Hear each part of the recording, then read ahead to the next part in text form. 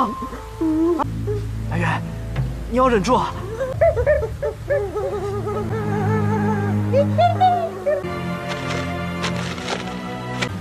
这不就是九阳神功的秘诀吗？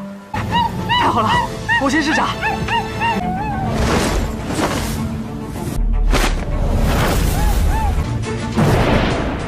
Di part sebelumnya Wuji yang terjebak dalam sebuah lorong dari sebuah tebing. Justru di tempat itu ia menemukan kitab jurus 9 matahari yang ada dalam perut seekor gorila.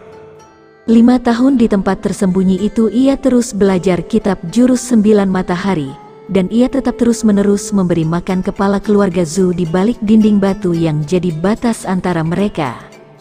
Setelah Wuji benar-benar menyelesaikan isi kitab tersebut, ia mulai berpikir untuk keluar dari tempat itu. Awalnya ia khawatir jika kepala keluarga yang pernah berbuat jahat kepadanya mungkin akan mencelakainya kembali. Tetapi karena ia telah menguasai jurus kitab 9 matahari, ia pun tak perlu mengkhawatirkan itu, jika kepala keluarga Zhu berusaha mencelakainya nanti. Ternyata dugaan Wuji benar. Saat ia keluar dari tempat itu, ia yang ingin menyelamatkan kepala keluarga Zhu. Justru kepala keluarga Zhu berhasil menjatuhkan Wuji dari tebing hingga jatuh dan kakinya terluka. Luka itu membuat Wuji tidak bisa berjalan untuk beberapa waktu. Tak diduga saat ia menanti kesembuhan kakinya, ia bertemu dengan Zu'er. Singkat cerita, pertemuan mereka membuat keduanya saling peduli, menjaga dan berbagi duka. Saat itu Wuji tidak memperkenalkan diri sebagai Zhang Wuji, tetapi sebagai Zhen Anyu, hingga saat Zu'er berbagi cerita tentang masa kecilnya, Wuji kaget. Karena ternyata Zu'er memendam perasaan terhadap Wuji kecil yang telah menggigit tangannya di lembah kupu-kupu. Hal ini membuat Wuji terharu dan semakin tidak bisa menunjukkan siapa sebenarnya dirinya.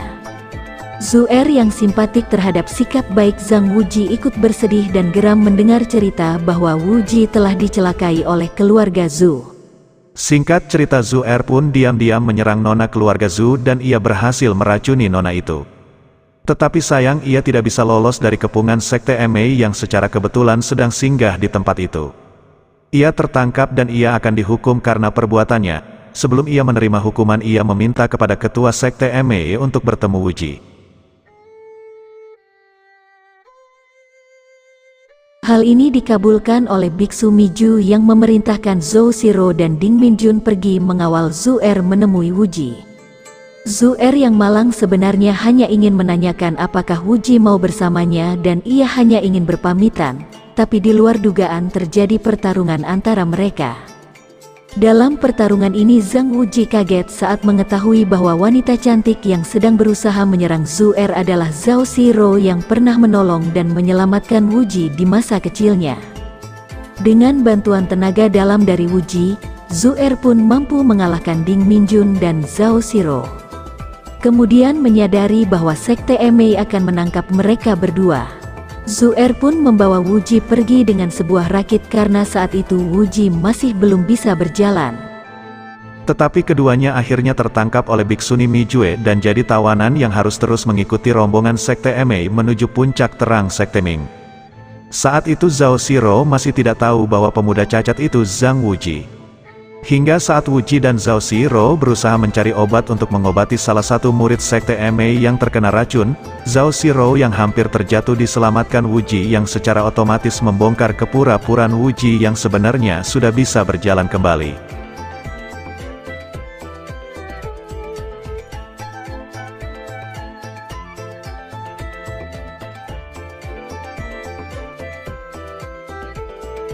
Awalnya Zhou Shiro kaget melihat Wuji yang bisa berdiri dan menolongnya.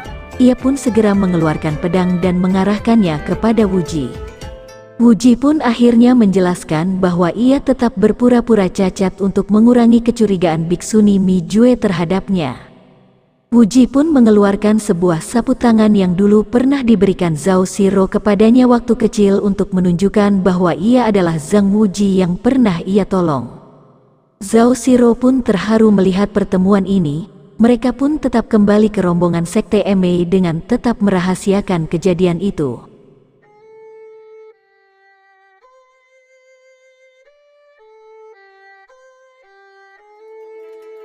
Hingga suatu kali Zhou Shiro secara sembunyi-sembunyi berusaha membebaskan Wuji dan Zu'er.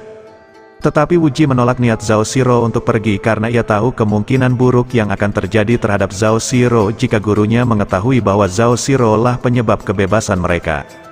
Biksu Miju akhirnya menemukan mereka di tengah perdebatan itu. Dia begitu marah terhadap Zhao Shiro. Saat hukuman hampir dijatuhkan pada Zhao Shiro, terdengar suara peperangan telah terjadi. Suara itu membuat Biksu Miju menghentikan perkara Zhao Shiro dan buru-buru melihat pertempuran yang terjadi.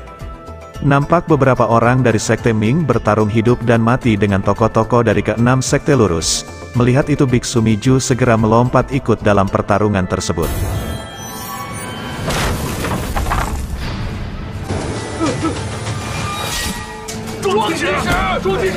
Pertarungan sengit terjadi. Pasukan dari Sekte Ming nampak kalang kabut setelah salah satu kepala pasukan dari salah satu kelompok pasukan mereka mati. Pasukan Sekte Ming terdiri dari beberapa panji, dan saat ini kepala pasukan dari Panji Emas mati. Detail kisah tentang struktural Sekte Ming bisa Anda lihat dalam konten lain kami di channel ini, yang linknya telah kami sematkan dalam deskripsi. Akhirnya wakil kepala Panji Emas memaksa panji lainnya untuk mundur dari peperangan, dan mereka akan berusaha menghadang ke-6 Sekte Lurus. Alhasil dengan mudah pasukan dari Panji Emas pun berhasil ditaklukkan. Salah satu pendekar dari Wudang meminta semua pasukan Ming yang tertawan saat itu untuk menyerah. Tetapi wakil kepala dari Panji Emas dengan jelas mengatakan bahwa lebih baik mereka mati jika harus berlutut dan menyerah.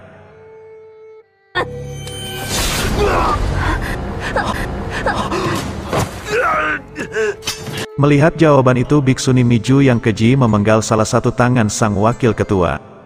Ia terluka dan kesakitan, tapi tetap tidak mau menyerah saat Biksuni Miju meminta mereka menyerah. Alhasil beberapa orang lain dari Sekte Ming pun mendapat nasib yang sama, harus kehilangan salah satu tangannya terpotong pedang langit di tangan Biksu Mijue.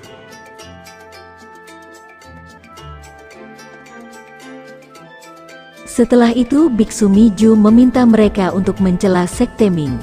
Tapi ancaman ini dijawab sebaliknya. Wakil Ketua Panji Emas Sekte Ming justru mengumandangkan ikrar yang menjadi pondasi kehidupan di Sekte Ming. Dengan sangat heroik ia menunduk takzim dan mengucapkan ikrar Sekte Ming tersebut. Secara otomatis semua anggota Sekte Ming yang lain menanggalkan senjatanya dan ikut menggemakan ikrar tersebut. Suara mereka menggelegar dan mengiris hati mereka yang masih memiliki jiwa manusiawi. Hal inilah yang menyulut keberanian Wuji untuk menghadang Biksu Mijue yang hendak memenggal tangan semua anggota dari Panji Emas saat itu.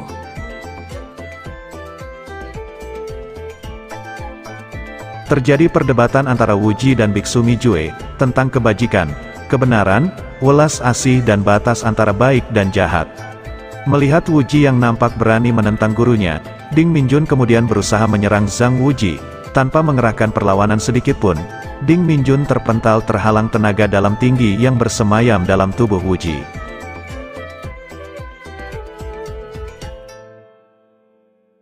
Kemudian Wuji bergegas mendekati beberapa orang dari Sekte Ming yang terluka.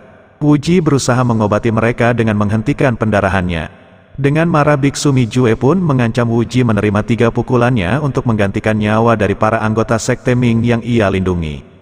Wuji awalnya menolak tantangan sang biksuni, tetapi karena Biksu Mijue mendesak jika ia tidak mau menerima itu, maka ia pun harus membiarkan semua tokoh Ming yang tertawan saat itu untuk ia hukum. Alhasil pukulan pertama pun dilancarkan, Wuji pun terpental dan berdarah. Pukulan kedua Biksuni Mijue memberikan hampir seluruh tenaganya pada pukulannya. Wuji pun terpental dan membentur dinding batu. Awalnya ia nampak kesulitan untuk bertahan, tetapi saat ia mencoba untuk memulihkan diri, dengan sekejap tenaganya pulih dan ia bangkit kembali. Saat itu semua orang melihat keheroikan Zhang Wuji. Alhasil Yin Yewang paman Wuji dari tempat yang jauh melompat. Ia meminta untuk menggantikan posisi Wuji menerima pukulan terakhir Biksuni Mijue. Tapi Wuji menolaknya. Melihat itu Yin Yewang menerbangkan elangnya. Bergegas pasukan dari Sekte Elang Langit muncul mengepung arena pertempuran itu. Yin Yewang mengatakan bahwa jika sampai Biksuni Mijue melanggar janjinya, ia akan membunuh semua orang di tempat itu dengan pasukan panahnya. Biksuni Mijue yang tinggi hati, merasa tertantang dengan omongan Yin Yewang, ia pun dengan cepat mengerahkan pukulannya kepada Wuji. tapi kali ini berbeda dengan pukulan sebelumnya. Wuji menahan pukulan Biksuni Mijue dengan memancarkan tenaga dalam yang ada dalam dirinya. Hal ini membuat Biksuni Mijue terlempar sangat jauh.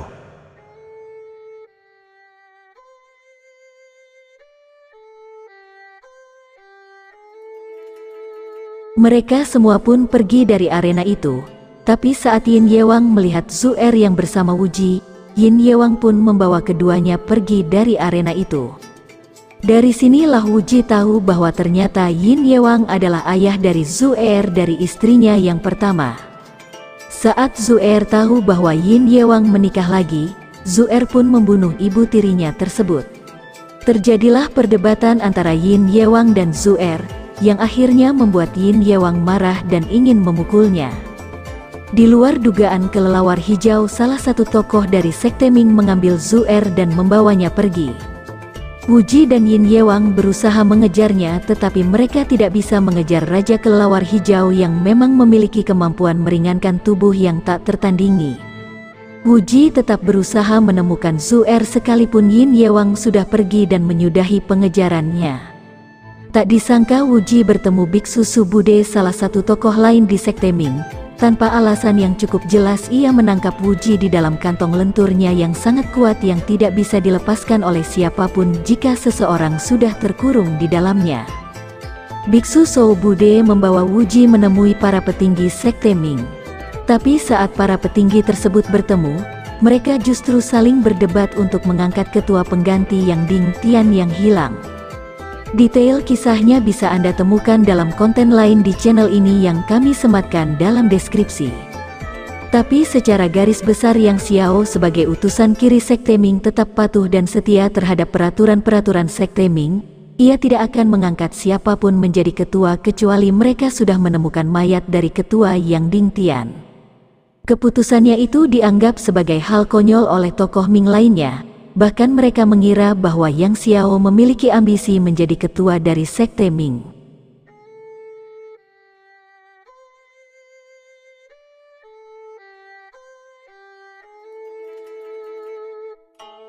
Alhasil terjadi pertarungan yang mengerahkan tenaga dalam di antara mereka. Yang Xiao yang menggunakan jurus pembalik langit dan bumi untuk mengontrol serangan rekan-rekannya.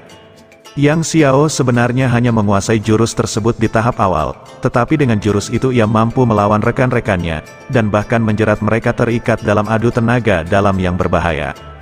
Dalam kondisi terikat tenaga dalam, mereka pun sepakat untuk melepaskan ikatan itu dalam hitungan ketiga untuk menghindari cedera di antara mereka. Tetapi tiba-tiba seseorang dengan cepat dan tenaga penuh menyerang mereka. Alhasil secara otomatis semua terpental dan terluka dalam. Orang ini adalah Yuan Zhen dari Sekte Shaolin. Sebelum Yuan Zhen benar-benar mampu menguasai keadaan, Wei Yi Xiao atau Raja Kelelawar Hijau menyerang dan melukainya. Ia berhasil melukai Yuan Zhen, tetapi satu serangan lain dari Yuan Zhen pun membuatnya terpental dan semakin terluka dalam. Satu-satunya orang yang bisa bergerak saat itu adalah Zhang Wuji. Tetapi karena Zhang Wuji berada dalam karung Biksu Subude, ia pun tidak mampu melihat dan berbuat banyak dalam situasi itu. Saat itu para petinggi Sekte Ming dan Yuan Zhen yang sama-sama terluka berebut dukungan dari Zhang Wuji. Tapi pada akhirnya Wuji berusaha menotok Yuan Zhen setelah mengetahui apa sesungguhnya tujuan dari Sekte Ming. Bagaimana bisa sekte ini dianggap sebagai sekte sesat, kemudian bagaimana ia bisa melumpuhkan Yuan Zhen tanpa harus membunuhnya.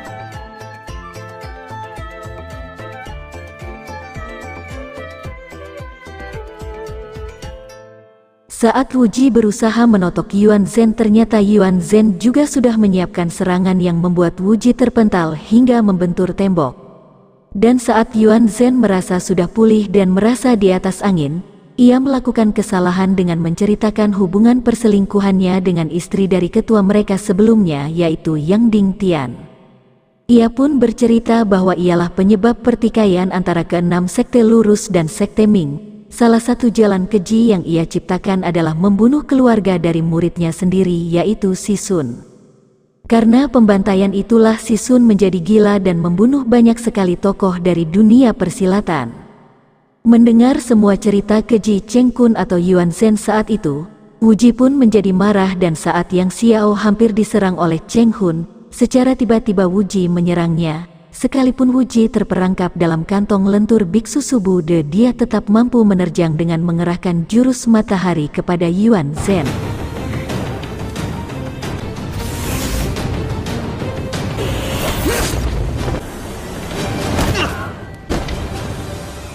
Sebenarnya Yuan Zhen sempat menahan serangan itu dengan jurus jari dingin yang ia miliki, tetapi energi matahari yang begitu kuat tidak mampu ditahan oleh Yuan Zhen dengan jurus itu.